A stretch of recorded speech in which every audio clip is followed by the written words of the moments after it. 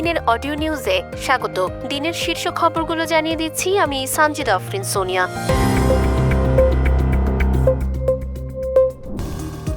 Dhaka metropolitan police commissioner Mosleh Uddin Ahmed বলেছেন, আসন্ন পবিত্র ঈদুল আজহা উপলক্ষে নিরাপত্তা ও শৃঙ্খলা বজায় রাখতে হাটের বাইরে বা রাস্তায় পশুবাহী কোনো যানবাহন নিয়ে টানাটানি বা জোর জবরদস্তি করলে সংশ্লিষ্ট ইজারাদারের বিরুদ্ধে কঠোর ব্যবস্থা নেওয়া হবে। মঙ্গলবার এক বিশেষ সমন্বয় সভায় তিনি এসব কথা বলেন। ডিএমপি কমিশনার বলেন, হাটের শৃঙ্খলা বজায় রাখতে এবং যানজট মুক্ত রাস্তা নিশ্চিত করতে হাটের সীমানার বাইরে কোনো পশু রাখা যাবে না। এছাড়াও জাল টাকা শনাক্তকরণের মেশিন ডিএমপির পক্ষ থেকে পশুর হাটে থাকবে একথা জানিয়ে ঈদের এই সময়ে সড়ক খোঁড়াখুঁড়ি না করার জন্য সংশ্লিষ্ট কর্তৃপক্ষের প্রতি আহ্বান জানান।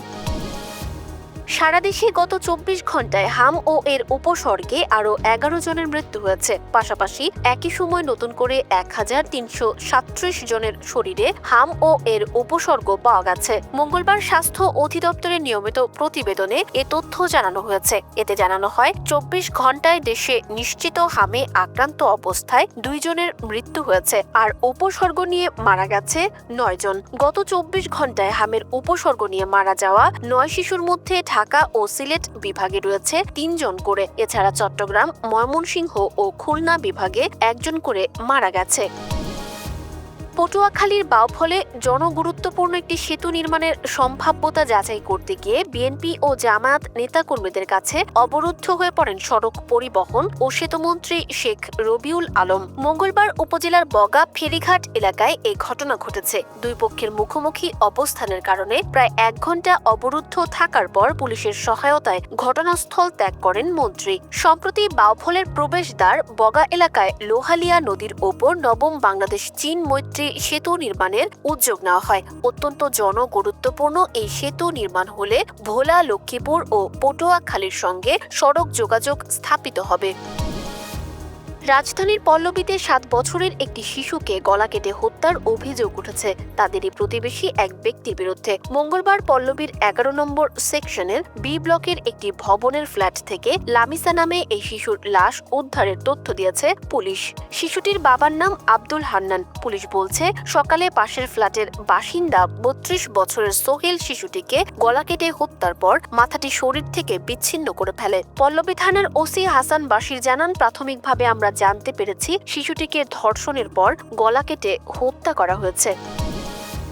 বিশ্ব বাণিজ্যের অন্যতম গুরুত্বপূর্ণ ও সংবেদনশীল নৌপথ হরমুজ প্রণালী দিয়ে জাহাজ চলাচলে বাধা দেওয়ার অধিকার কোনো দেশেরই নেই বলে স্পষ্ট জানিয়ে দিয়েছে কাতার। কাতারের পররাষ্ট্র মন্ত্রণালয়ের মুখপাত্র মাজেদ আল আনসারি এক বিবৃতিতে বলেছেন, আন্তর্জাতিক আইন অনুযায়ী কোনো দেশই কোনো পরিস্থিতিতেই এই কৌশলগত জলপথে অন্যান্য দেশের প্রবেশাধিকার বা নৌ চলাচলকে অবরুদ্ধ করতে পারে না। মধ্যপ্রাচ্যে চলমান চরম উত্তেজনার মধ্যে এই অঞ্চলে জ্বালানি সরবরাহ এবং বাণিজ্যিক নিরাপত্তার বিষয়টি সামনে রেখে কাতারের পক্ষ থেকে এই হুঁশিয়ারি দেওয়া হলো।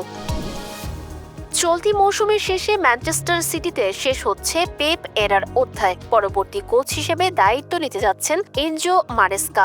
আগামী মৌসুমের আগে ক্লাব ছাড়তে পারেন বর্তমান কোচ পেপ গার্দিওলা। এমন খবরের পরেই সামনে এসেছে এই তথ্য। মঙ্গলবার এক প্রতিবেদনে ব্রিটিশ সংবাদ মাধ্যম বিবিসি নিউজ এ তথ্য জানায়। বিবিসি স্পোর্টসের প্রতিবেদনে বলা হয়েছে, মৌসুমের শেষ ম্যাচে অ্যাস্টন ভিলার বিপক্ষে খেলার পরই ম্যানচেস্টার সিটির দায়িত্ব ছাড়তে পারেন গার্দিওলা। বাংলাদেশের জন্য গলার কাটা হয়ে উঠেছিল সালমান আলী আগা ও মোহাম্মদ রিজওয়ানের জুটি। অবশেষে ১৩৪ রানের এই জুটি ভেঙেছেন তাইজুল ইসলাম। ৭১ রান করা সালমানকে বোল্ড করেছেন এই বাঁহাতি অফ স্পিনার। সালমানের পর উইকেটে এসে মাত্র ৬ বল টিকতে পেরেছেন হাসান আলী। তাইজুলের ফিরতি ওভারের স্লিপে ক্যাচ দিয়েছেন এই ব্যাটার। ৮ বলের ব্যবধানে ২ উইকেট নেওয়ায় কিছুটা হলেও স্বস্তি ফিরেছে টাইগার শিবিরে। চতুর্থ দিন শেষে নিজেদের দ্বিতীয় ইনিংসে ৮৬ ওভারে পাকিস্তানের সংগ্রহ ৭ উইকেট হারিয়ে ৩১৬ রান। এখনো ১২১ রানে পিছিয়ে পাকিস্তান। তাদের হাতে আছে ৩ উইকেট। এই ছিল আজকের শীর্ষ খবরগুলো। প্রতিদিনের অডিও নিউজ শুনুন আমাদের ওয়েবসাইট, ইউটিউব চ্যানেল ও ফেসবুক পেজে।